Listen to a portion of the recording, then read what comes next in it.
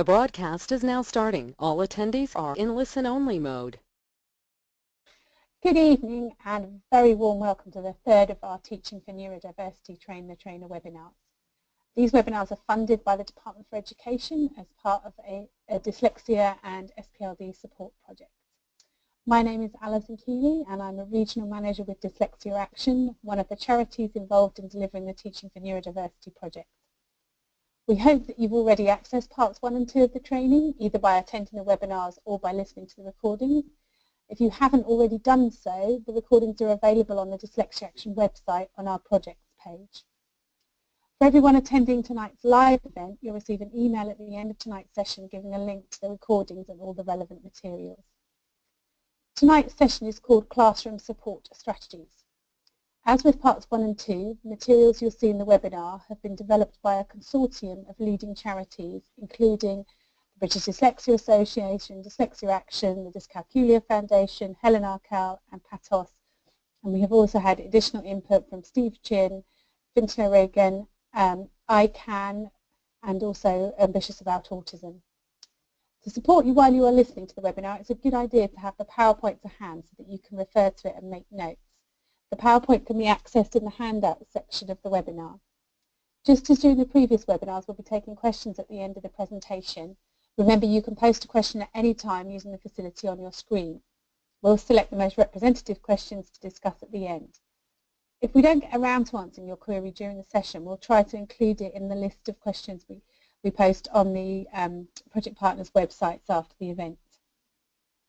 So, now I'm delighted to be able to introduce Catherine Wright of Dyslexia Action, who is going to deliver tonight's webinar for us. Thank you, Alison, for that introduction. As Alison was saying, my name is Catherine Wright. I'm also working for Dyslexia Action. I'm a regional manager for the North and Central area. And I'm going to talk to you today. I want to do the third part of the classroom support strategies for secondary education. If I do need to be muted at any stage, just because I've got a little bit of a cold, and Alison will know when to mute me. So hopefully I will not need that. I'm going to go through all the different slides and then hopefully take questions at the end. What I wanted to explain initially is that there's probably nothing new here, but a lot of it is to remind you a lot about good practice and hopefully will give you some inspiration about how you can actually cascade this to the schools. What I'd like you to really think about initially is to just pick 2 or 3 ideas from this talk and give this to your teachers and your teaching assistants, etc. And just pick a few ideas, because it's impossible to actually do everything. And have a look at this as part of the assess, plan, do, review cycle. Within this, you need to look at that one-page profile, which hopefully you will actually have seen before. And within this profile, you look at the appreciation aspect of it, which is what is the learner good at, and then what is important for that learner and how to support that learner. So have a look at that within the cycle. And then ask yourself at the end of it, did this enable the learners to do better than they did before? And then look at it again. What else can we add in? Possibly, obviously, share these ideas with staff and through the learning walks. When you're looking at learning walks, it's kind of observation and free of judgment, collecting common trends around the school. So it's well worth looking at the learning walks. Also, if you have a look at the Special Needs Jungle website and how you can actually work with parents as partners, because that will really help the actual working together. Often what works for a person with dyslexia will work for the majority of individuals. And not all methods are going to work for everybody. Everyone's an individual in this situation. Right, sorry, I'm just trying to get my PowerPoint to work.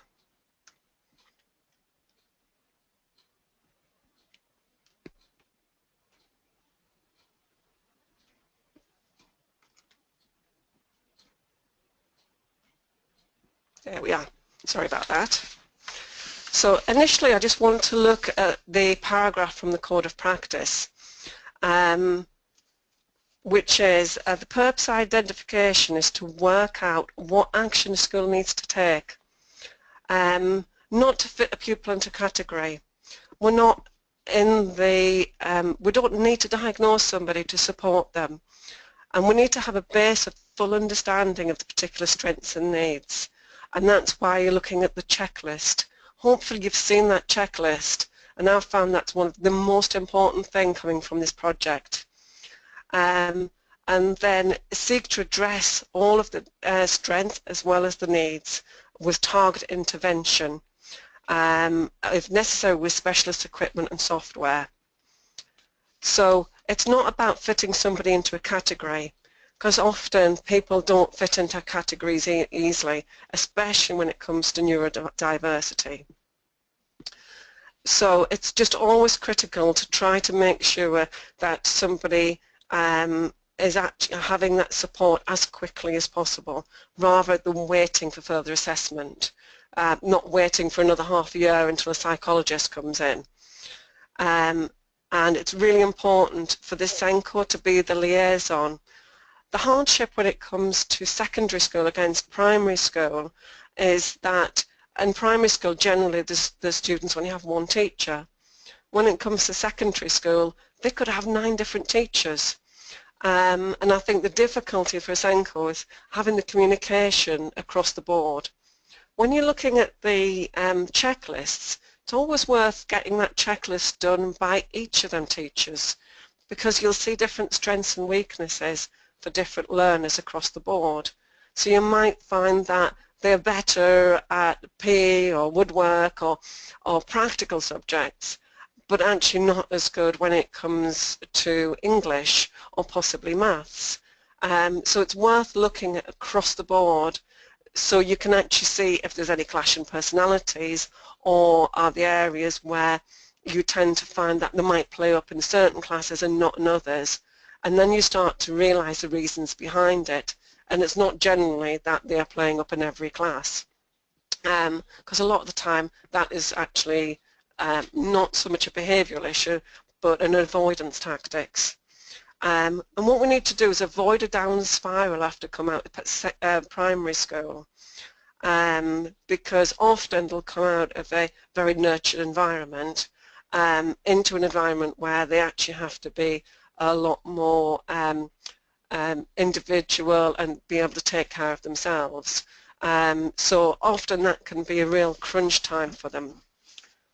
We have to also understand that we are not trying to make teachers into specialists. Sometimes it can be very hard for them and think, well, I'm not a specialist in this. We're giving them more what we'd call an IKEA catalogue. So we're giving them a catalogue of different things that they can try and work with. We're not there to make them specialists. And it's really important to look at them reasonable adjustments, and obviously very valuable when it comes to Ofsted. So it's important also just to have a look at that primary liaison so that we have as much information as possible coming out of the primary school. So one of our first slides here is discussing self-esteem. Like I said earlier, SEN learners or learners with specific learning difficulties are very vulnerable, and often it just takes one tiny thing to knock their self-esteem, and it's such a big jump from primary to secondary school, especially with somebody, for instance, that may be on the autistic spectrum. So it's such a big difference for them. So it's really important to look for their strengths and recognise them. And this could be different for different subjects. So it's understanding all of the different strengths and weaknesses they have, and give them praise where praise due.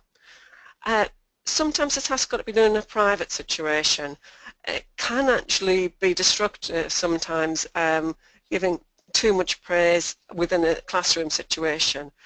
As a teacher, you often will know when the best time is for this. And also, just don't patronise. A student will know if you are overpraising them or praising them for work that isn't too good. So just be careful of that situation. And look at accumulation of positive outcomes. One of the things I really quite like is a couple of things on the iPad. One's called Book Creator and the other one's called Comic Maker. And what you can often do is when you're actually setting, for instance, a writing task, which could be within lots of different subjects, it's really good to give them an overview of what you'd like to achieve at the end of it. And both with the Book Creator and the Comic Maker, you actually can end up with a published piece of work. And they can personalise it, they can take pictures, they can add text into it, and they end up actually publishing it and actually doing their own voiceover for it. So it's wonderful to actually have something at the very end of it. But when it comes to talking to your learners with specific learning difficulties, often they need to see the big picture first. So if you can actually help them with mind mapping and then outline the stages that you're going to go through with a writing frame or bullet pointing, and then explain how far you're going to go and where it's going to end up. A few times I had students where they say, oh yeah, we're doing, you know, inspector calls, for instance. And I say, so what are you doing at the end? Are you going to have questions? Are you going to do an essay on it? And they don't know. And it's really good if you can actually say, this is what we're going to do at the end of it, so they can actually look at it and actually analyse it as they go along. And it's the same with any questions. If you can actually give them the question at the beginning, it means they're actively listening and actively reading. My next one is looking at understanding challenging behaviour. You'll often find, and we get this on a lot of occasions, you can have students that do have a lot of anger problems and have a lot of behavioural problems. Often this is tactics. They may not know they're doing it themselves, and other times they've actually developed these avoidance tactics because we're asking them to do something that's very difficult for them. One of the reasons we say is that often your dyslexic person will have the sharpest pencils, and this is because they have used every tactic to avoid putting pencil to paper. They'll sharpen everybody's pencils in primary school. I often find that you actually have what I call the mouse and the mouth, and try not to be sexist about it, but often the girls are the mouse. So they will sit at the back of the class, avoid eye contact, and you may not notice that they are struggling. They may be achieving okay, but not achieving as they should be. Maybe not actually engaging in class too much. And then sometimes the boys tend to be the mouth, as in they'll talk to their friends and do their best to see if they can get kicked out of the class. And of course this would start a downward spiral by doing this, because then they certainly won't know what's going on, and then it causes a problem. So it's worth looking, because this actually could be a red flag that there's some underlying difficulties. But if we actually look at the underlying issues, often this actually can be remedied by seeing what the issues are. So for instance, this could be as simple as if they actually had something like an iPad in class, they can take a picture of the instructions so it's right beside them, and they can actually start to work through it themselves. So have a little think about that when it comes to it. Other ways would be creating a positive environment. reducing any noise, and sorry my telephone went off earlier, and make sure the lighting's good. See if your students can be at the front of the class. One of the things I say here is do it subtly. I had a situation with my daughter, she never talks to me about this anymore, where I said to the teachers, look, put her to the front of the class. She really needs to have that attention so you can see if she's concentrating. And then the first thing the teacher said is, Hannah, come to the front of the class, and just did it in front of everybody. She was devastated, absolutely devastated, and then proceeded to tell me that I was never going to talk to her teachers ever again. Try to do things quite subtly so that people are not segregated from the class or pointed out from the crowd. So try to make sure that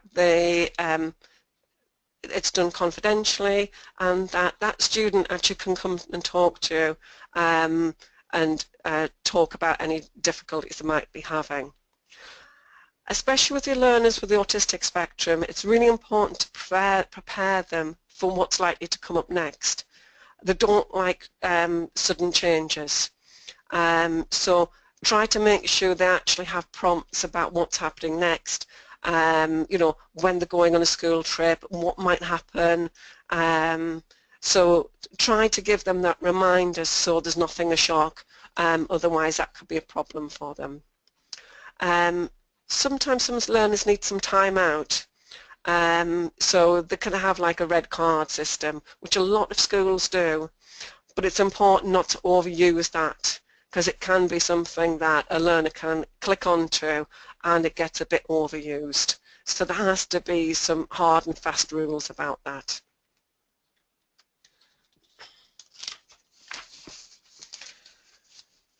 Motivation is really vital for our learners because self-esteem can be quite low, so motivation be quite low. So when you're looking at goals, try to make them simple and straightforward. As I said earlier, try to make sure that you give them the big picture so that they can see where they're going and look at set achievable targets. So differentiation is the key here, and sometimes it can be done really easily, other times it does take a little bit more preparation. Try to make sure, as we know, the SMART targets. If someone's got 10 spellings and you keep on getting through right, reduce the amount of spellings. You may not at secondary still look at spelling rules, but if you do, try to make sure the list is a list of specific spelling rules, not random spelling rules all over the place, because that's much harder to understand and to be able to learn. Try to actually make that really organised so that they can actually achieve it, as opposed to giving them 20 spellings and they only ever get 2 right. Obviously the same with other aspects of learning. So try to teach them the ownership of their own learning and give them some inputs into their own goals. One of the other things I actually do when it comes to spellings is, especially if it's like subject-specific spellings, they can also you can get some visual cues. Think of the mind's eye spelling. I don't know whether you've seen that before. And also help them to syllabalize it, break it down into its component parts. That actually might help to motivate them to understand how the spellings are, and obviously explain exactly what they mean as well. Right, teaching metacognition. It's a long word, but basically all it means is knowing how you know. How do you learn? Everyone learns differently, so it's really important to teach people how they learn. And this is something that often is something that is really important for secondary school more than primary, because often your primary learners aren't at the stage that they can actually take this on board. But it's recognised that it's one of the most important things. If you can give them ownership of their own learning, then you'll actually find that your job is half done. They can actually start to put in all of these different techniques for themselves. So teaching study skills. When I was thinking about this, I would probably teach in Year 7 and probably back then in Year 9. Year 7 relating to organisation skills, note-taking, things like that. And when they start to hit Year 9, how to revise. It's amazing how many students we see that do not know how to revise because nobody's ever told them how to do it. And they think that if they just read through something that it's going to go in. So it's worth saying to them, how did you learn how to ride a bike? It wasn't something that they just got on the bike and they could ride it immediately. They had to practice. So it's important to explain to them that everything you do needs practice in different ways. Some people would learn to ride a bike slightly differently to others. Some would need stabilizers, some wouldn't. So everyone learns slightly differently. So it's a case of you giving them the tools in which they learn and them picking the most appropriate tools of how they're going to do it. It's worth looking actually as well at NLP, Neuro-Linguistic Programming, which is a tool where you can actually look at their motivation and lots of other things so that they can see where they lie and how they can actually start to achieve a more rounded learning and understanding. So it's worth having a little look at that.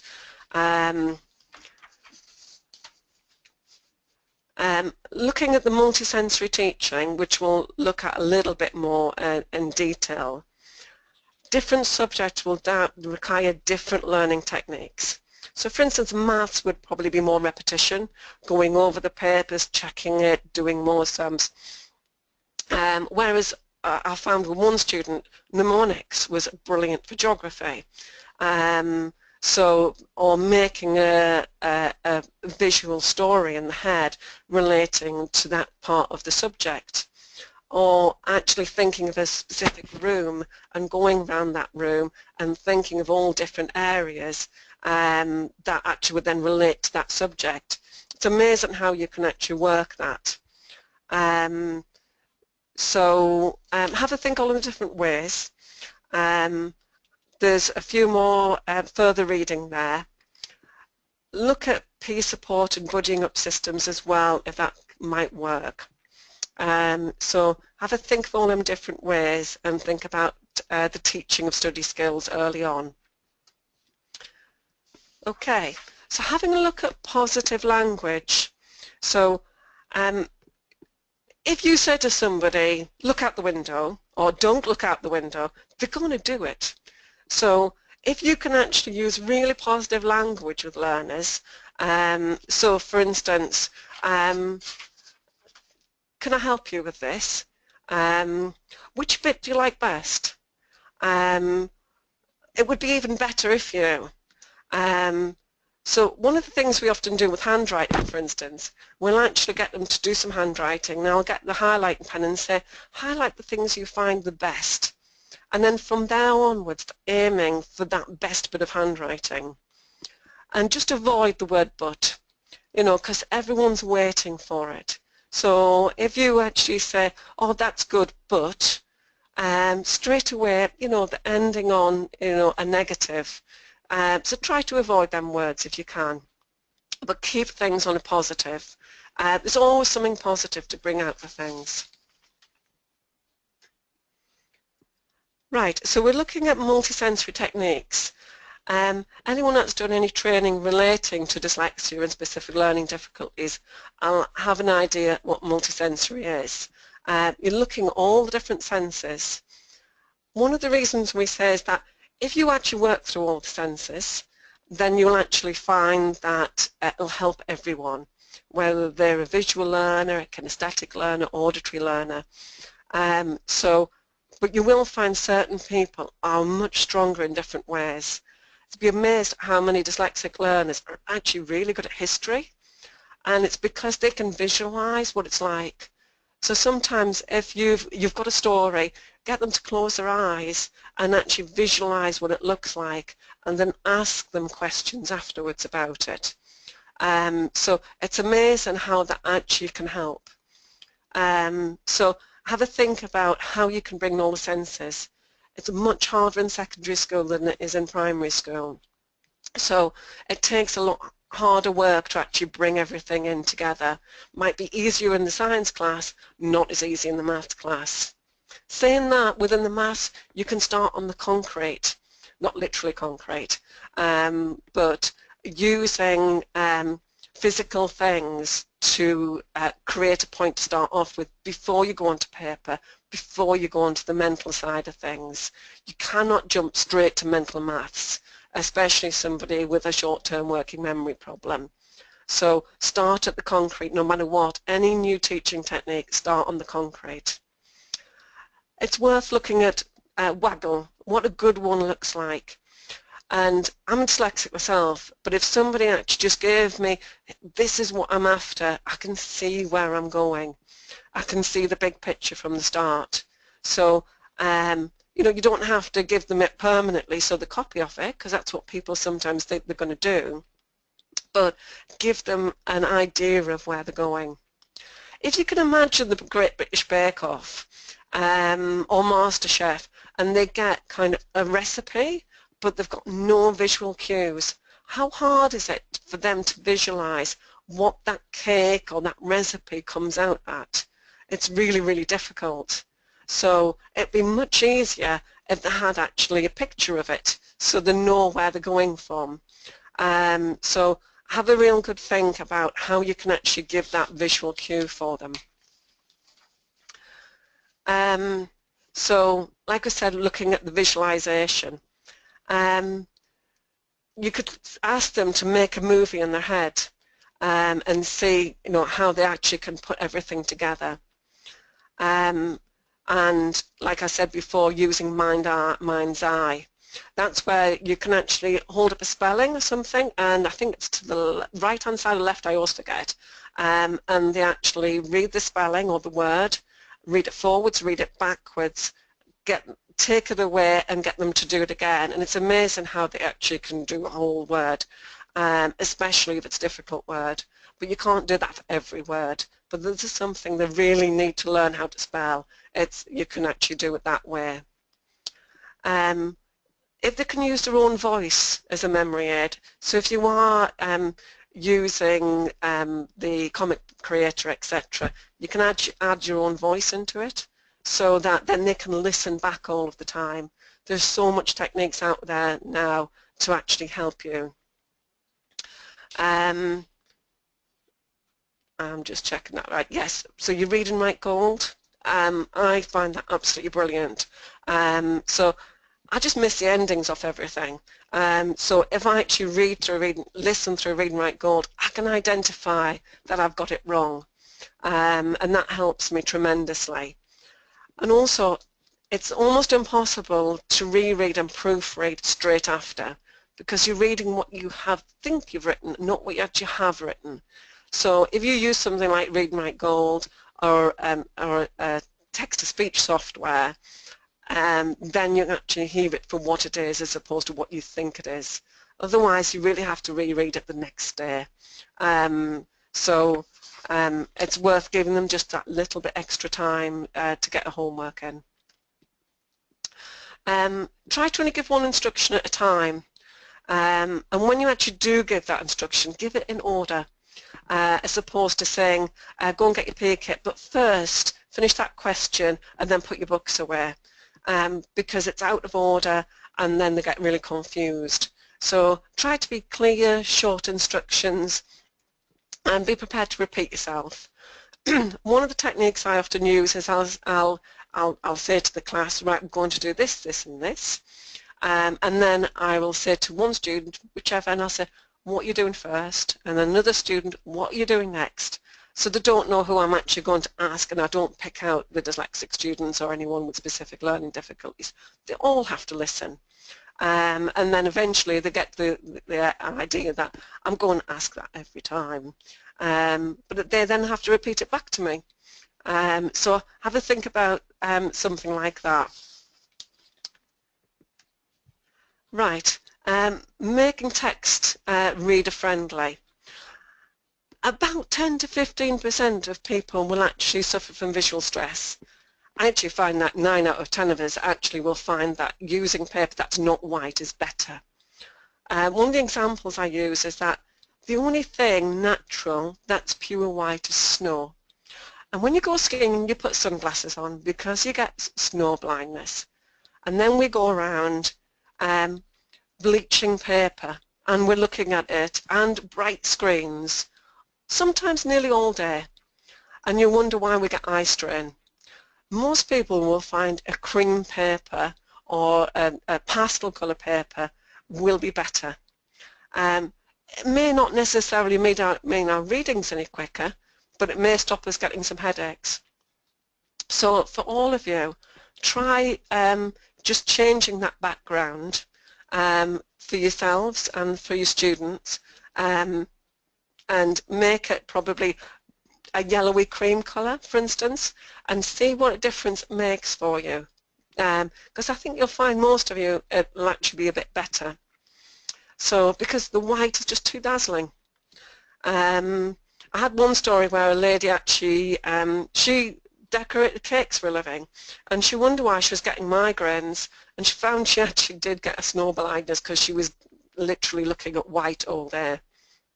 So, and when this happens, when somebody actually has visual stress, you'll find they'll skip lines, they'll skip words, they'll miss out small high-frequency words, they'll make errors, they'll confuse words, and they'll get their B's and D's and confused letters missed out.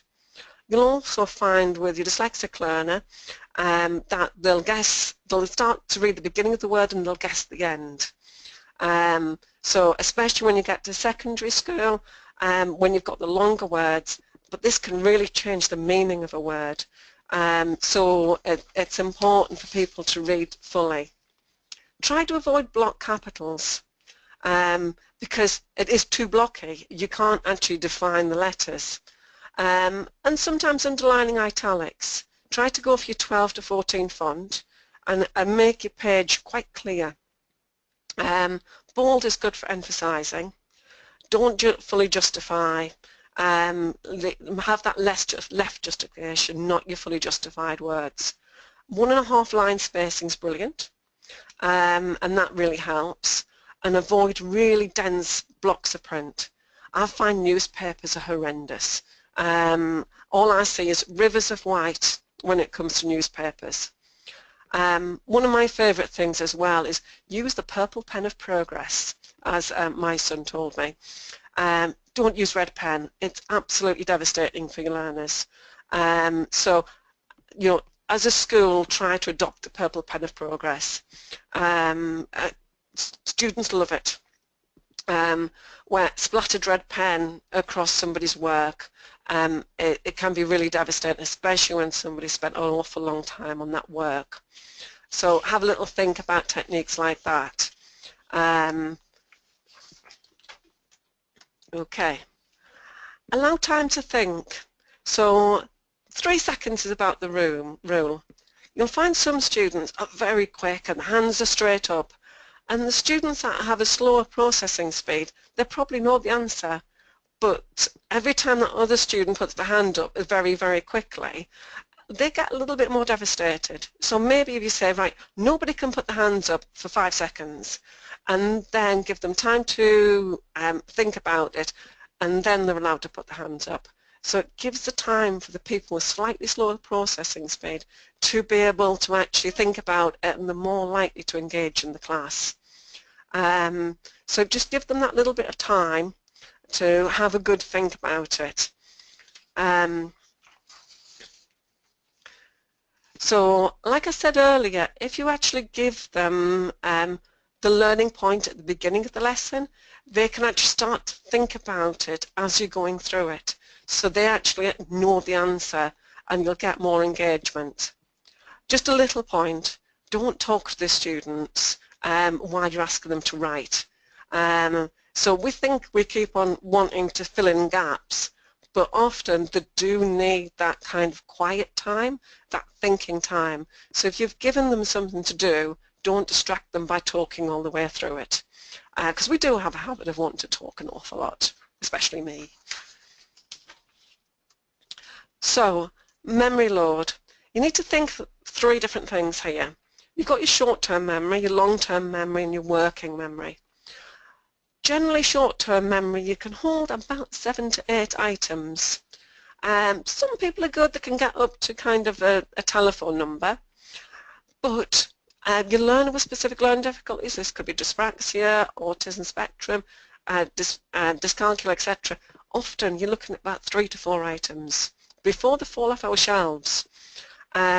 So you need to actually reduce that memory load as best you can, and like I said, only giving so many instructions at a time. And you need to find different ways of getting that short-term memory into your long-term memory, and that's where your multisensory techniques come into it. Once it's in that long-term memory, then you're there, but it's getting it there. And it's one of them things, so for instance, I would hope that you probably know your mother's telephone number because you've done it that many times. But you might not know your doctor's telephone number. You read it, get it into your telephone, and off it goes. Because you don't, hopefully, need it that often. But you would need your mother's, of course. So repetition will help with that. But lots of different ways. I mean, how many different ways would you do to remember your telephone number? I break mine down. I chunk it out. Other people just repeat in the head. Some make it into a different tune or a code. Different people have very wild ways of remembering things. And then you've got your working memory. So that's being able to take in information, manipulate it, work with it, and then regurgitate it in some way.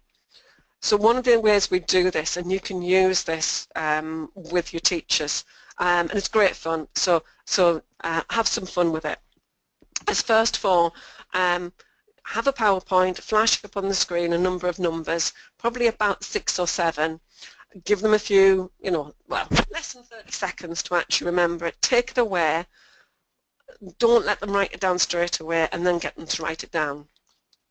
And then do the same, but not do it verbally, not visually.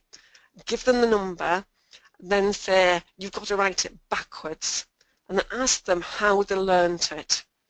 And the next one, which is great fun, is get them to repeat a word over and over again, and don't let them stop repeating that word. It could be any word. And then flash up the actual numbers. And then get them to write it down. And what you're actually doing there is you're distracting them because they're having to repeat this word over and over again, and they don't have the opportunity to repeat it in their head. So that's great fun. And if anybody wants kind of a little bit more techniques on that, I've got a PowerPoint on it, and I can just zip it over to you. So you have some fun when you're actually teaching your teachers. Least we can do. And the other thing we're talking about obviously is continue looking at that study skills. So give them manageable sized tasks, only about 3 things to remember, and use your technology as much as you can. Get them to take photographs of their homework. So iPads, telephones, they're great. So instead of them madly rushing down and trying to actually write down their homework in the last 30 seconds of the class, get them to take a picture of it, or get them to take a video of an experiment, or of a technique in maths, for instance. One of the things we also say is that if, for instance, there's a maths worksheet and they seem to have got it in the class, but then they start to do it wrong at home and they do the whole worksheet wrong, you now have to undo it. So they have to take away that wrong before you can get it right again. So if they had, for instance, like some snapshots of the actual technique, then when they do it at home, they can look at that and actually get it correct. And then you don't have to undo it. Okay, keep your language simple. So often you might have somebody who has very good speaking skills, but they could have actually quite poor receptive language. With English as second language learners, they often actually could have strong communication, but they have weak academic language. So try to keep really simple sentences. explain the language as you go along. For your learners that are more on the autistic spectrum, don't use double meanings. So don't say pull your socks up. They'll think it's literal, and avoid any sarcasm. So be careful of the language sometimes when it comes to your different learners. And have a little Google Jim Cummins, which I did last night, and look at the different theories on communication there. And there's some really good links all the way through here. So if you get time, go through it and actually do some Googling on it, because there is some really, really good information. So encourage alternatives to handwriting. One of the things I often say is that if you've got a dyspraxic learner or somebody has appalling handwriting, which happens a lot, I actually don't start to bring in laptops until like year 7, year 8. I try to avoid it in primary school because you've still got the chance to actually do something with the handwriting. It's really difficult to alter a handwriting much after year 8, if not year 7. It's terrifically difficult. So if they actually get used to using laptops at that point, and possibly within your study skills program teaching touch typing, it's not a good thing them starting to type in year 11 and all of a sudden they have to get good at typing because handwriting is so bad.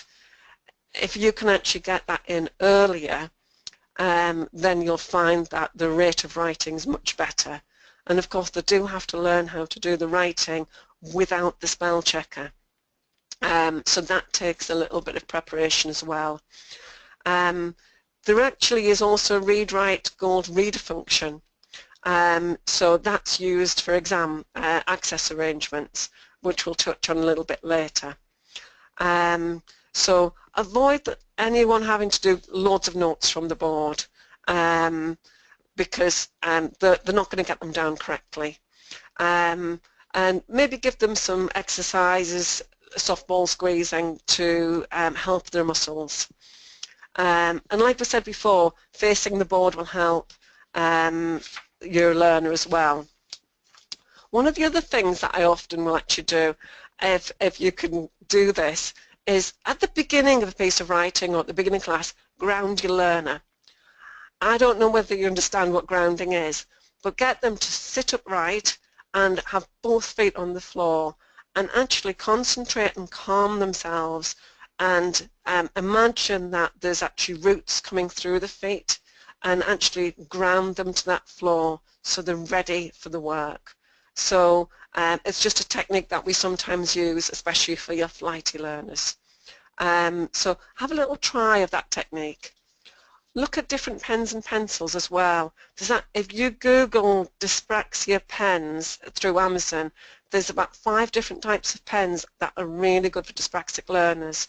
So if you have a dyspraxic learner or somebody that has really bad handwriting, or their pen grip is appalling and you can't get them to change it, have a look at these pens.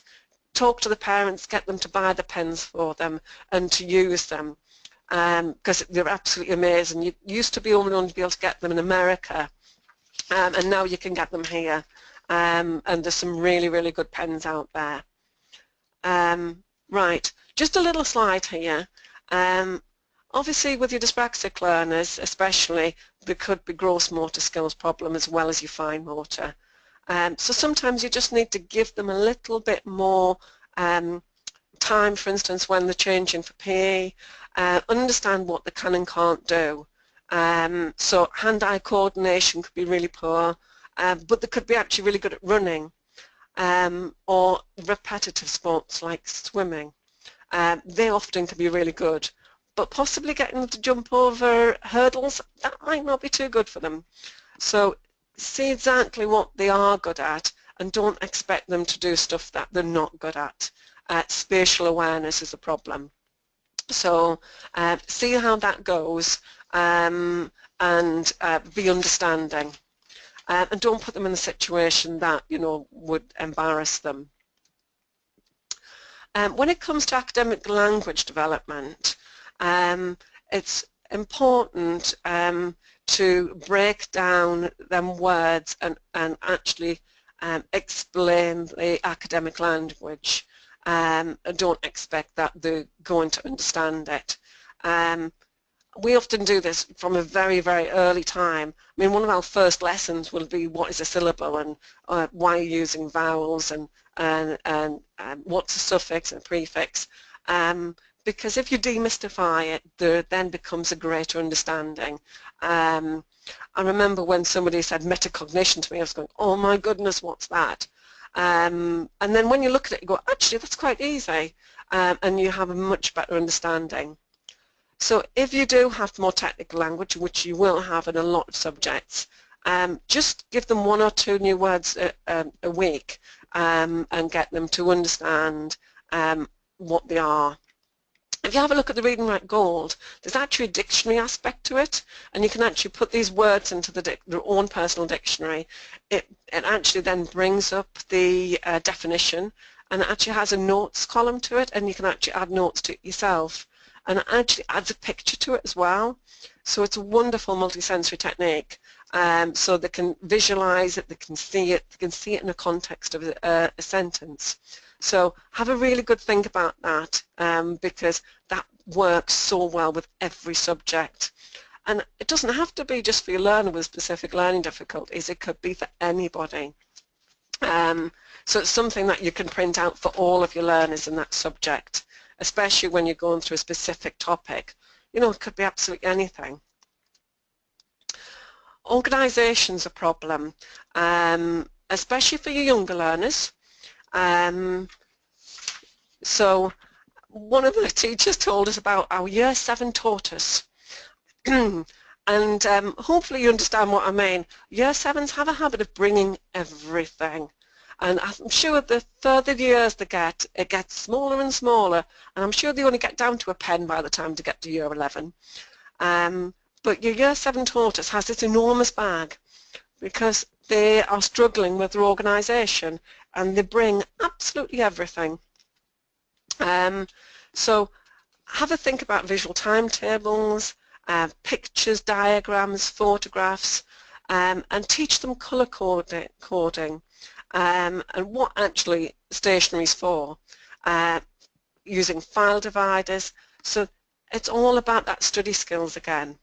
So have a good think about teaching that, because we think that they understand and they don't necessarily understand it, and they just need that little bit of help. Use recording devices, you know, and you've got them on your telephones nowadays. You don't even have to buy any of them. So I'm sure 99% of your students have their telephone with them. Okay, have a look at assistive technology. We've kind of touched on this already a number of times. And there's some great stuff out there. I love my Read and Write Gold, but that's me because I'm a trainer on them. Dragon's really good, but it has to be personalised to one laptop. It's personalised for that person. It's not something you can put on the whole system. There's loads of different ways they can add alarms to things, reminders, diary apps. They often just need to be taught how to do it, and prioritise what they're going to use, because you could give them all these things and they just don't know what to use first. If you want to look a bit more, have a look at the BET exhibition. There's bdatech.org, and also Dyslexia actually have a Tech Thursday. And that has lots of different technology related aspects to it. Law to Learn also has a lot of educational textbooks, so as an organisation it might be worth looking into that as well.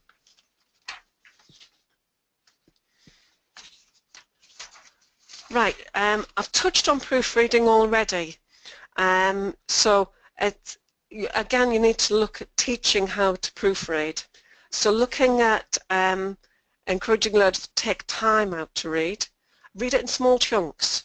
Provide a digital copy if you can, so then they can actually listen through it and then highlight. And then demonstrate how they can take separate notes for the reading. Creating word lists, and again you could do that on your Read and Write Gold as well. look at teaching proofreading and get them to read out loud. They can read actually in reverse to check spellings, but never make them read out loud in class because that can be really difficult and quite devastating, as I know myself. When you actually have a student that actually, obviously you're coming up to exams, it's really, really important, and that's why I was saying about the year 9s, to actually teach the exam techniques. So often they just don't know how to revise. So look at rhyming and acronyms, using cards, colour coordinating things, using digital mind mapping or non-digital mind mapping, checking through papers and being active learners.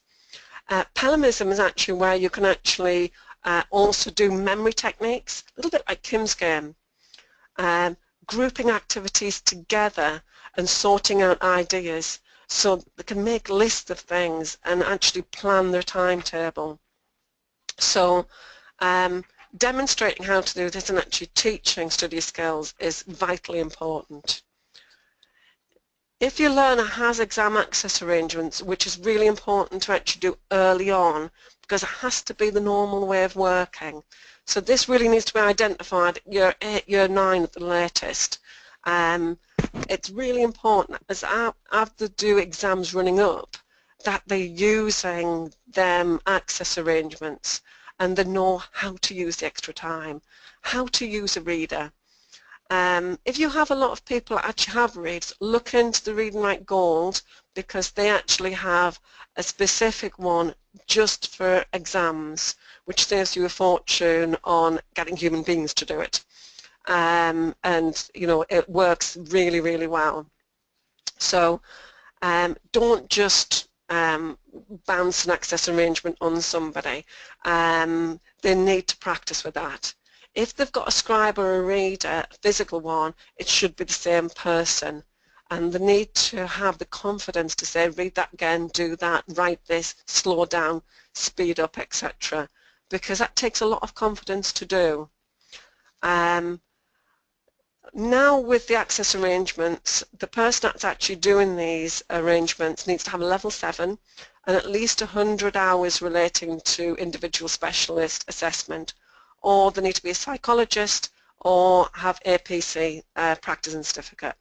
If you need any more information on that, just contact us and we can help you with that. I'm just going to go through the last few because I've obviously talked too much. Have high expectations for your learners. Don't lower them expectations because a lot of them are very bright. Some people asked about modern foreign languages.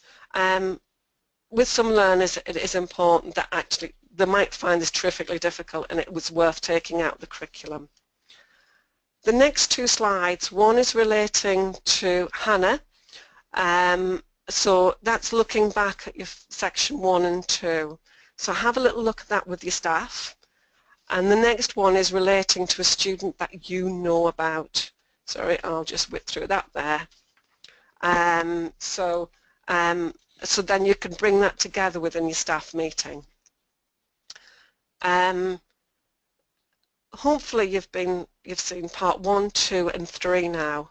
If anyone wants to come back to me and have a chat afterwards, please don't hesitate to. And your last bit really is to look at how you're going to deliver this and what you actually want to pick out and use as a school and work on. Getting your senior management team on board and looking at the whole school and what the current policies are and what you can actually help with. So it's important for this not to just be led by one person, but by the whole school approach. And try your best to empower them learners. Right, I realise that I am nearly on my time and I'm not giving much time for questions, but there's mine and Alison's email address, so please use it and we're happy to take any questions in the last few minutes we've got. Alison? Hi, Kath. So I've had a question from Louise who said, please could you just repeat what you were saying about MFL and why you might want to take it out of the curriculum for learners with a specific learning difference? Yeah, I galloped through that because I realised I was running out of time. Different schools have different policies. Some learners find learning a different language very confusing, and they struggle with English. So others find it absolutely fine. So if you do take a learner out of the modern foreign language lesson, the important thing is to replace it with something that's really valid. So if they have dyscalculia, more maths lessons or some very structured support. So you're not just taking them out one lesson to, you know, make them read in the library. So it can take the pressure off them. Because if they feel pressurized that they have to learn another language, then you'll find the grades of other things will recede. So replacing it with something that is really valid for their difficulties is really good. We've got a comment from Janet regarding that, who's saying that some modern foreign languages like German can be more accessible because they can, depending on the language, some languages are very clearly structured. So I think there's definitely a balance there, Kath. It will obviously depend on the learner, won't it? Absolutely, and actually there is certain languages that are phonetically correct.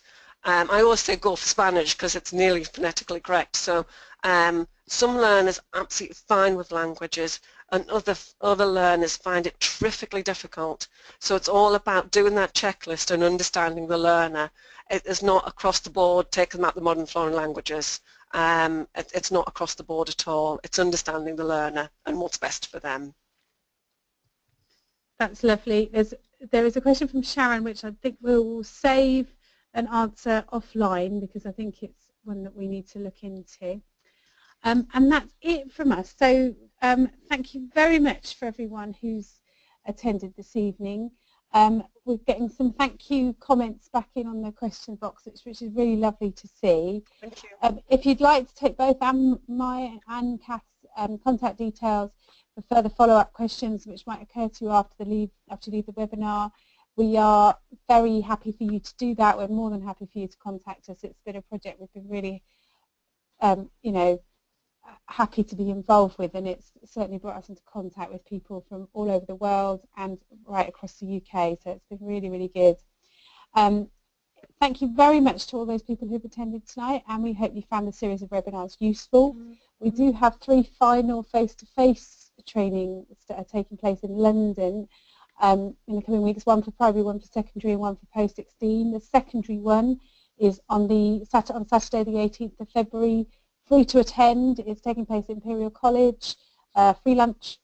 So if you want to attend that, then if you go to the Dyslexia Action Projects page, you will see the link to the Eventbrite so that you can join.